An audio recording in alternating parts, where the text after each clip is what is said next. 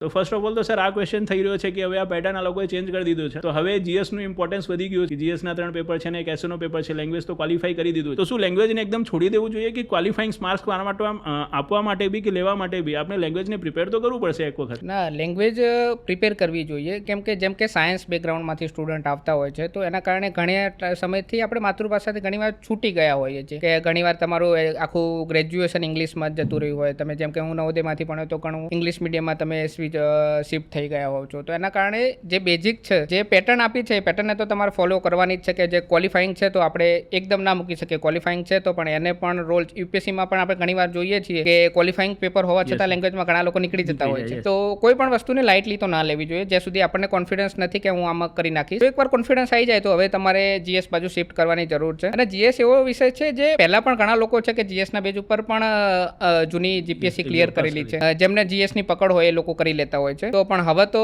આખી game change થઈ જશે. શાયદથી મારું માનવું છે કે જે 2500 માર્ક્સની પેટર્ન છે તો હવે ક્વોલિટીની સાથે સાથે ક્વોન્ટિટી બંને મેટર કરશે. કેમ કે તમારે 50 પેજ ભરવાના થાય 3 કલાકમાં, હાલ સુધી આપણે 30 પેજ ભરવાના ટેવાયેલા હોઈએ છીએ. તો એના કારણે ક્વોલિટીની સાથે સાથે ક્વોન્ટિટી બંને મેટર કરશે. એટલે હવે તમારે લેંગ્વેજને છોડી ના શકો. આન્સર રાઇટિંગને તમારે તમારો આધાર બનાવવો પડશે, તમારે એના ડેલી વળગી રહેવું પડશે. અને સાથે સાથે જીએસ રહ્યું એ હવે સ્ટ્રોંગ થઈ ગયું છે.